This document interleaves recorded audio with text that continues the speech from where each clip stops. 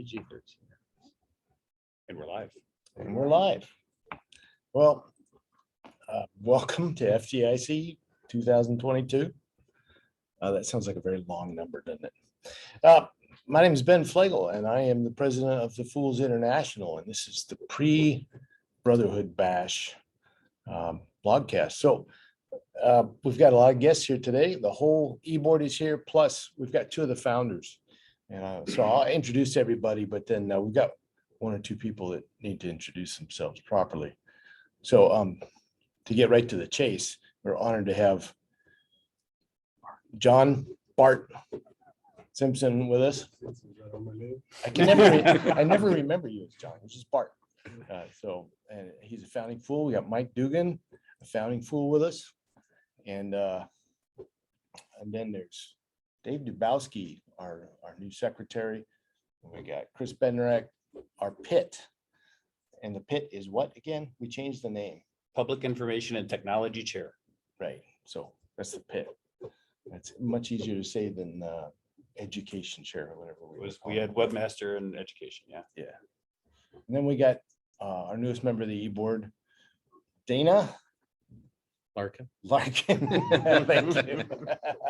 And Dana Larkin has stepped up to the plate to be our treasurer, and we can't thank him enough for doing that because that's a very important position, and it takes a very patient and exacting person to do that job. So very grateful to have you with us, all of you. And I hadn't gotten to us yet. So yeah, I haven't forgotten Bob. And we got Bob Faas, the vice president, and myself. I became president in 2000 and COVID broke out. And so this is my first time back at FDIC, my first time with my e-board as the president. So this is kind of a delayed start for me. And so, yeah, we're just gonna do a little pre-bash talk here, chat it up a little bit. Bob, why don't you tell us what the bash is gonna hold for us tonight, you know? Oh, so we're gonna be outside at the Pan Am Plaza, but it'll be out in the open area. Of the last couple of years we've done inside the facility, we'll be under the tent tonight. There'll be a number of the F.O.O.L.S chapter. I'll be out there with their merchandise. We'll have international merchandise. Expect to see the pipes and drums. I'm sure we'll see Bobby at some point tonight. So again, another good opportunity. Just get out, everybody get together, hang out, spend some time together, share some of that brotherhood and sisterhood that we've kind of missed for a while. So definitely a good opportunity for everybody to get back together and spend some time together. That's right. And this is the first time back in a tent since 2013. It was outside the Colada in the past one, the last one we had before we moved inside. Yeah, that was I've got a picture of that night with that huge flag they would put up next to the tent and sun going down. I'm looking forward to tonight because I think it's going to be good. Also, with the founding F.O.O.L.S that are with us, and then there's also Walt Lewis. I've seen him around. You guys don't just show up at FDIC to shop. Can you tell us a little bit about the classes you're teaching? Earlier in the week, we did the hands-on commercial fireground operations out of Greenfield Township or Greenfield Territories Training Center. And we were just talking about the weather that we went from 80 degrees to 30 degrees in 3 days. But it's always a good week, and you get everybody together and do some good hands-on training and you know, share the brotherhood. Thank you very much. That's not only you guys, but I saw Walt's class was being advertised this morning or yesterday, and a workshop.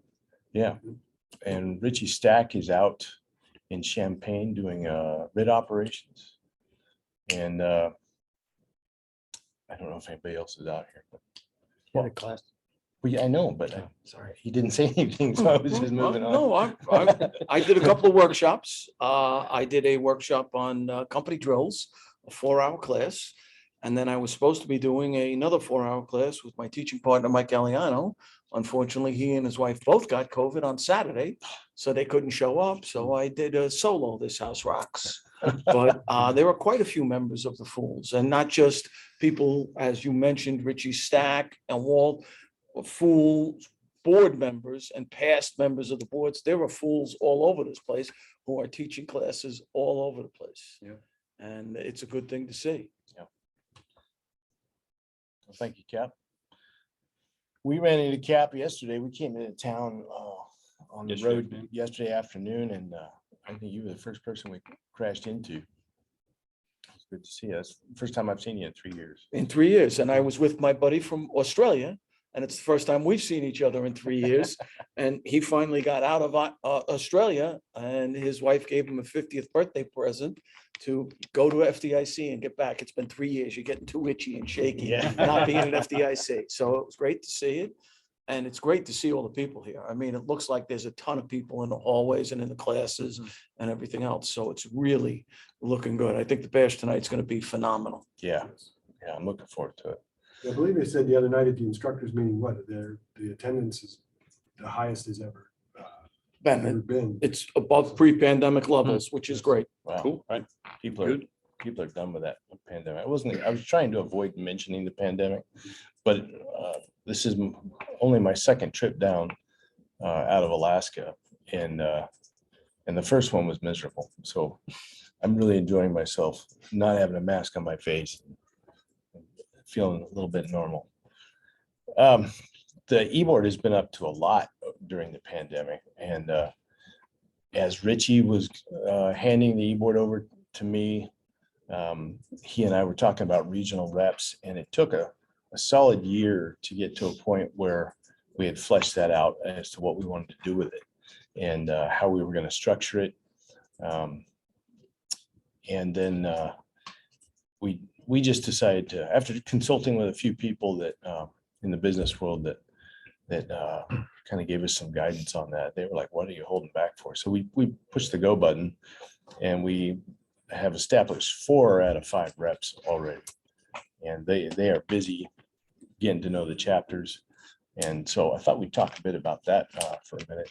And Bob, can you run through who our regional reps are? Sure. So they actually hit the ground running pretty quick. A lot of them are already making good contacts. Robbie Fisher, who sat on the board as our training trustee previously, is now trustee out on the West Coast.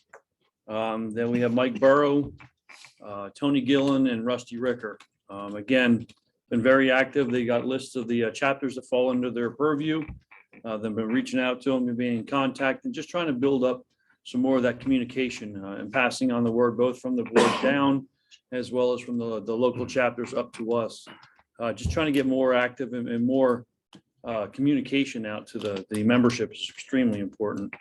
It's one of those things that we've tried for a number of years to try to find the right platform to have that contact and maintain that contact. And so far, it seems like the guys, regional reps, are doing a pretty good job reaching out to the chapters and getting people active and involved. So I think it's working out pretty well so far. Yeah, I'm pleased with the guys we've chosen, and as they find their way out there, I would encourage all the chapters to respond to their emails and make contact with them.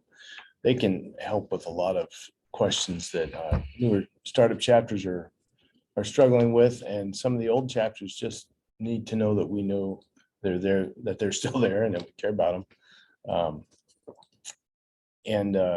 Some of the ways that we're trying to increase our communication with the chapters have not borne a lot of fruit. So the regional reps are our next effort, but we haven't given up on the other ones. Chris, you run through the list of social media efforts we make.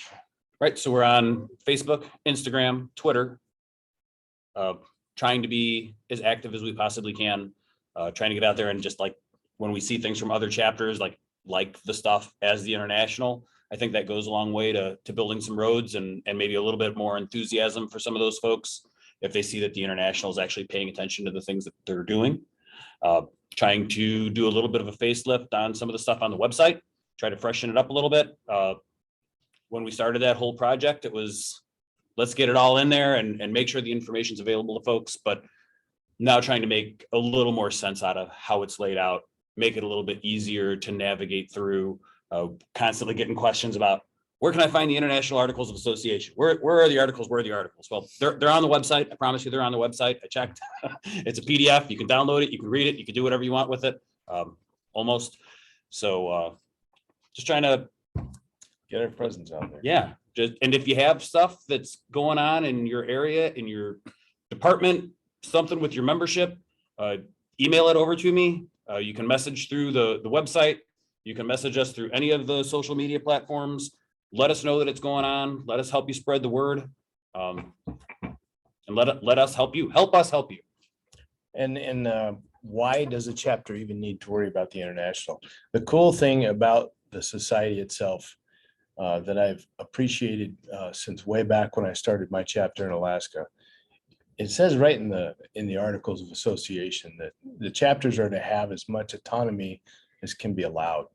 And that came into play in membership issues and other situations the chapters find themselves in. And I can remember having to face Walt and it was no, it wasn't Mike. My brain just went blank. It was Kenny. It was Kenny Ireland, and they were there asking me about something at our convention, and I was like scared stiff, and I had Danny Grimes with me because he's also a police officer, and I figured he could be a good bulwark, and we just explained that we were running things to live up to the ethic and of that they had started, and we explained ourselves, and Walt said, "Well, it sounds like it's your laundry. I'm glad you're taking care of it." And Kenny goes, "Well, I think we need more beer." And that was the end of it. And I was like, "Oh my gosh, I'm gonna live." Because all the way from Alaska, it meant a lot to see these guys come up for our convention. And then anytime there's a convention, there's something going on squirrely, and the president is stressed about it. And what I would like to communicate with that topic is the reason we want communication with the chapters is because our sole purpose is to support the chapters. Sure, there are articles of association to provide structure and to keep the chapters from going too rogue, but we're here to help you celebrate the fire service, and to do that by training your people and getting your logo out there, to get your name out there, and to support you in the things that you want to do. And we can't do that if there's no communication. So give us a shout. I've had some great conversations with newer chapters when I was a secretary, and Dave has followed up with that, and it's right up his alley. And we meet these people traveling, and in fact, I'm hoping to see at the bash tonight a young man from South Dakota. I think that's where he ended up. The newest chapter, Stoneface Fools. I want to give a Fantastic shout out name. to Stoneface Fools, because he and I met on a plane flying back up to Fairbanks. He was in the military at the time, and he was in the Air Force Fire Department. And why is it Stoneface Fools? Mount Rushmore. Oh, yeah. I should have known that. Anyway, I told him about the Brotherhood Bash, and he was wanting to be there, and about the Fools Only deal at the Hampton. And so it's really cool to make those connections. It's rewarding for us, and I can't stress it enough, especially for the secretary and the treasurer, to have that feedback is critical, because these two guys, I gotta remember it's PG something in here, so they work hard. They work very hard. I'll just put it that way. And we have a few ways to reward them. So Bob said we can get a cup of coffee at Dunkin' Donuts with our Fools name tags, but that's about it. So that feedback is pretty precious. And so anyway, enough about all that. Dave, I know that you were on the e-board last year. But this is the first time that I've had my e-board all together as president. I would really enjoy it if you would give a little of your background and what you're doing as secretary, and when you took over from me, and how we've ramped up things with the new cards. Yeah, so I'm an engine company officer in St. Louis County. People ask, how much longer you got? That's what the age thing now is. How much longer you got? And I've got the perfect answer. I thought about it, and I just tell them I'm getting warmed up. Just getting warmed up. But I started volunteering in 1984, so, you know, you guys do the math. Still love going to the firehouse every day. And when Richie Stack was the president, he approached me about this secretary spot, and I thought about it. I know I talked to you, Ben. I'm sure I talked to you, Bart, and it's worked out really good. I've really enjoyed it. You know, you and Chris were kind of my mentors as I learned the process. But the best part about it is getting to meet, you know, the new chapters. And, you know, you mentioned Stone Face Fools, but another new chapter we have is now a chapter from Australia. Cap, you got your buddy here from Australia. We'll have to get him to sign up and join the chapter back there if it's somewhere close to him. I know it's a big country, but it's pretty cool to meet all these people from across the country and hear their same passion that all of us have at this table about the job, and kind of put them in the right direction, and then, you know, it all comes together, and it's a real treat for me. You said we do hard work, but it's really not hard work if you enjoy what you're doing. Well, amen to that. And that's what I told myself, is I used to cut out the little cards and laminate them. And then my son and daughter would be helping me laminate. They'd get a card sideways in the laminate. And I'd be like, you realize what I have to do to make that card again? So we had a couple Puget Sound fools flying to St. Louis and rode up with us. And one of them spent the night at my house 2 nights ago. And I was showing the official membership card maker, you know, and he said, oh, hey, my card's damaged. Can I get a new one? I said, well, you got the old laminated one, don't you? He said, yeah. I said, you don't want to get rid of that. That's a status. That's a sign, classic, you know? yeah. Yeah, it was in Denver. I was just messing around with Mike Gilbert. And I said, are you a carded member, sir? And then he whips out the original card. And I was being the one that cuts those things out with scissors. I was just like, wow, that's something else. So thanks, Dave. And Dana, it's your Yeah. turn. Okay.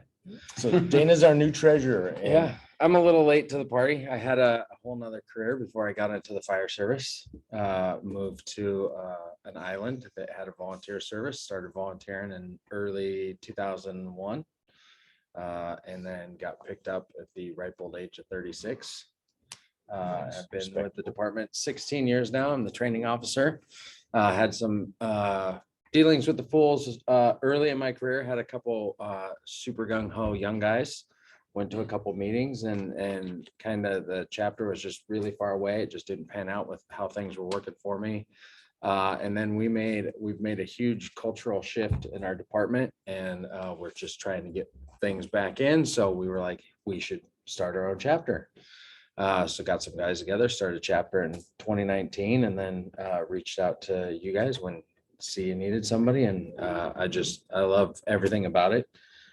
Being here at FDIC as part of the Fools this year has been fantastic. Just running into people and talking to them. Met some guys from Space Coast Fools in Texas, talked to them a little bit, and then walked by them the next day on the street. And it was like I'd known them forever. They were all like, "Oh, hey!" And it's amazing. I'm glad to be a part of it. I'm glad I'm here.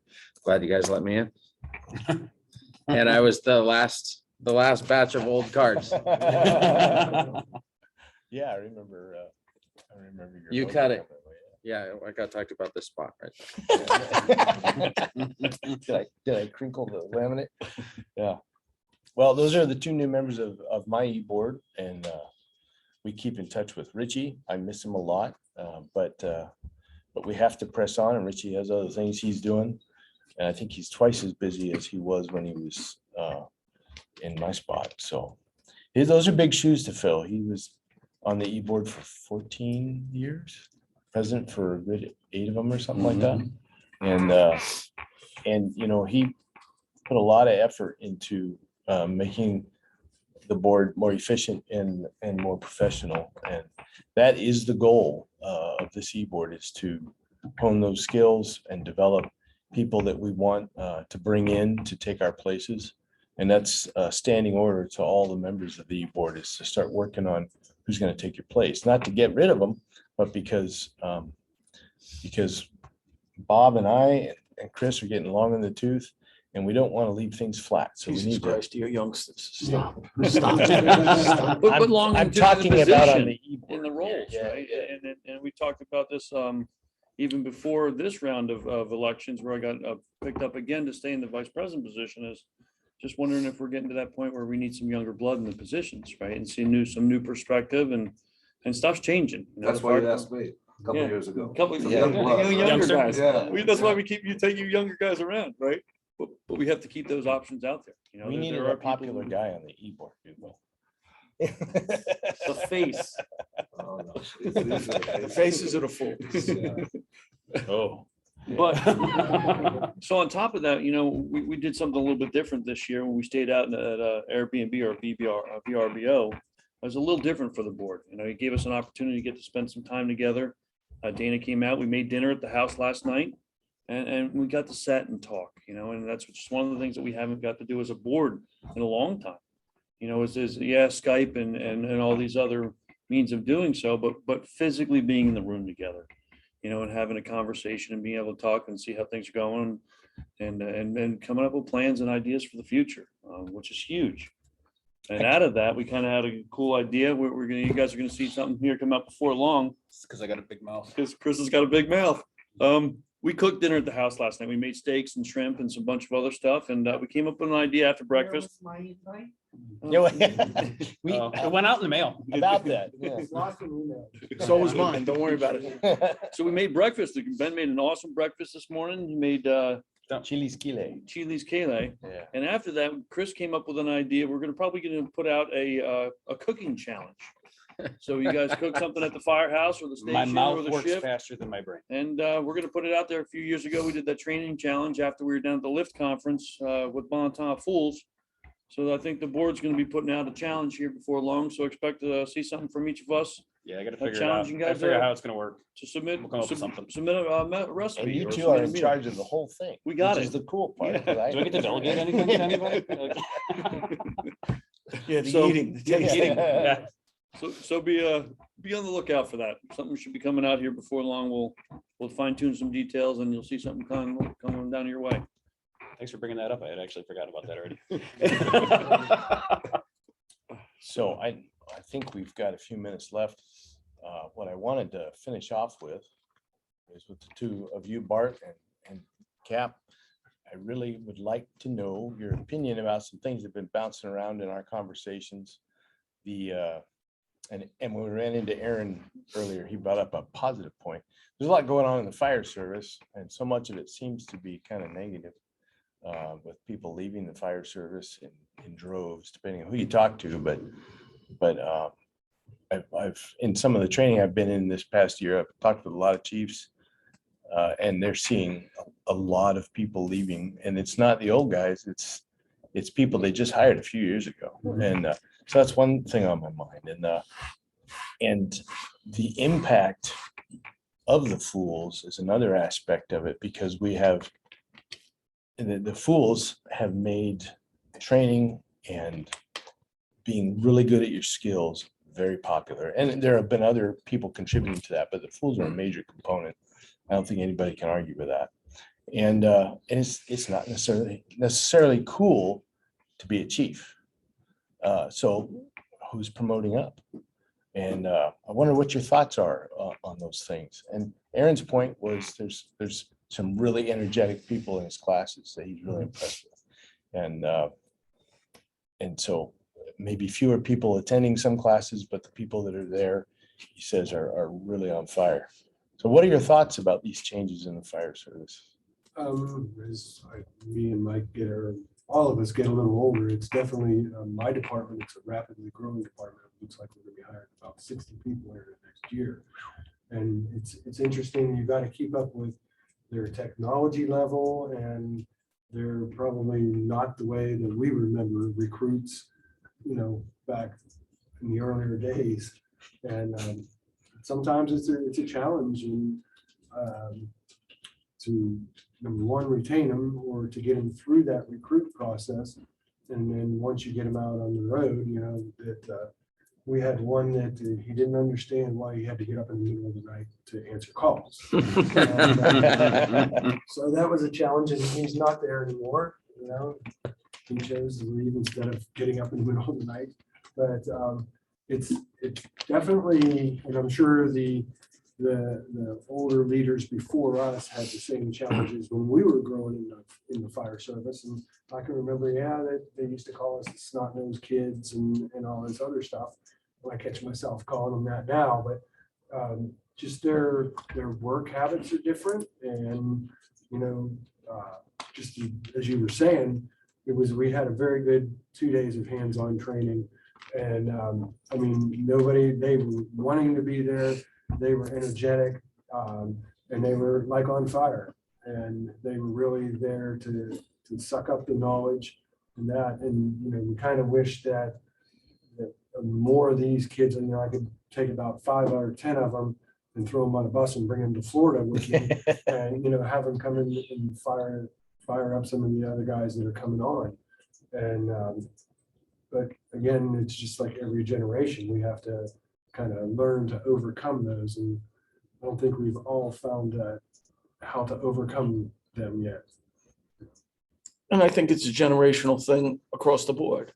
I remember people talking about us. When I went into the fire service, they were all military veterans, Vietnam, Korea, World War II. They were all military veterans. And then we were just punk-nosed hippie kids, and they said, oh, we're ruining the fire service. Well, it's not. Here's the thing that I think we, the people who have been around the fire service, screw up more than anything. We don't tell them what we expect of them. Okay, if you have a brand new probie and you have rules in your department and you don't give them a list of rules, what you want them to do, that's on you. You can't expect the kid to know if it says we start at 7 o'clock, we show up at 6:30. Unless you tell them, listen, this is the way we do it. Everybody's done this for years. Okay, it says 7 o'clock, but you show up at 6:30 as a courtesy to the other member. They're going to show up at 6:30 for you as a courtesy, but we all do that. That's how we do it. If you don't tell them what we expect them to do, and I hear guys my age and Bart's age and all around us, when a young kid says why, they get pissed. I think it's great. Because if I don't have the answer as to why I do something, maybe I got to go back and find out why I do it. Okay. So you have to include them. Okay. And, people don't want to change. We don't want to change. I've heard stories of guys. One of my friend's fathers said one time, the fire department is ruined. It's ruined. They destroyed it. You know what they did to destroy the fire department in his day? Put a radio on the fire truck, not on any of the members. On the fire truck, so they could call them when they were out. Where are you? They ruined the fire department. They're tracking us. They're tracking us. Exactly. Okay. It's up to us to make those young men and women. Now, some of them are going to be that kid. I don't want to get up at midnight and go to on assist. And there are going to be people who bitch about going out and helping an older woman who fell down, or an older man whose wife fell in the bathroom, and it's the worst day of his life because someone he's loved for 50 years is on the floor and he can't get her up himself, and she's embarrassed. And if we have some kid walking in there going, what the heck are we doing here? No, you don't understand. This could be your grandmother. How would you want her treated? We have to educate them, and that's on us. And that's on us. And I think the fire service is going to be fine. It always is. I just think we have to find out where we fit in there, and we have to get those young men and women who want to do those things, and they're out there. We have to find them. And that role that we fit in is ever changing. Ever changing. Right? It's constantly changing as time goes on. And we talked about it. And it's funny that you said that talked about expectations. When Ben and I were sitting in the bank today waiting for these guys, we got into talking about the expectations and letting the chapters know what the expectations are.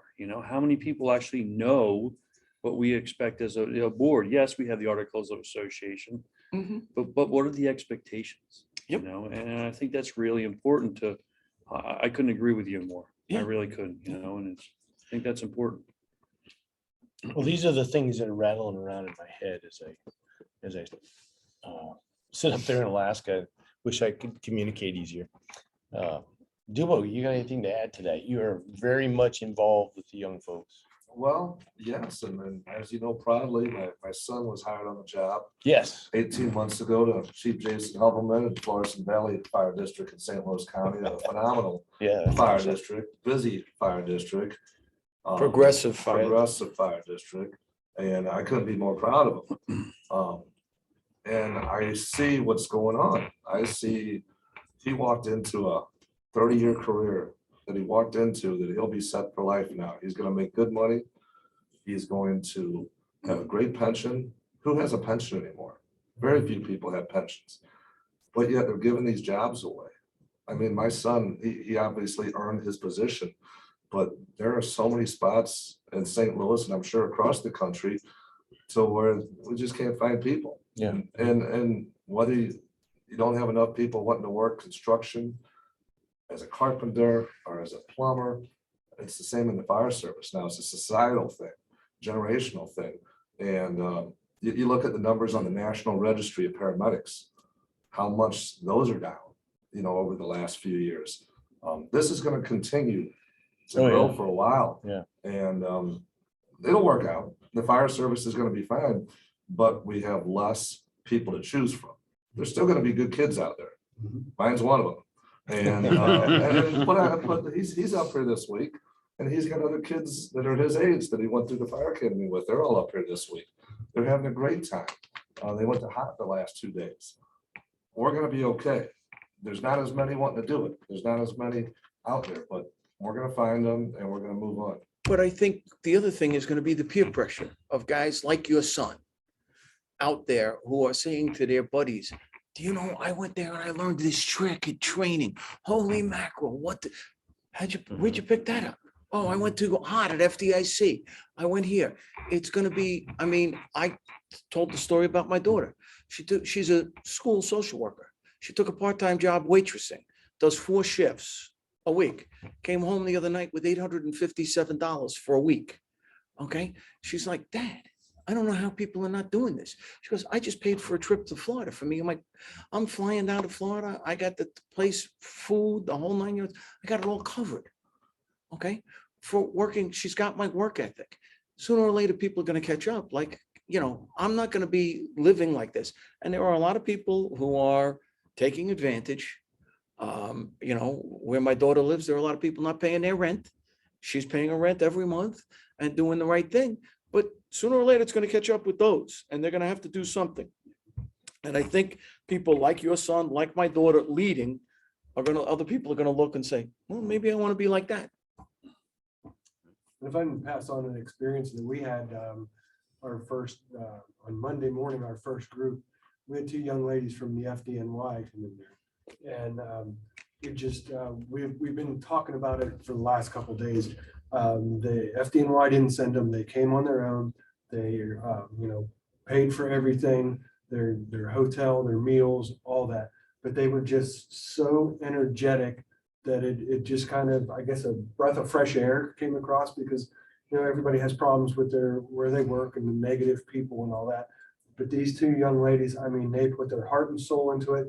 They wanted more reps. They were always in the front. If somebody stood out, I'm like taking their time. The next thing they're jumping up there. And, the one little girl, she's like, we were doing a saw station, and she said, well, I don't get to cut very much because she's on an engine.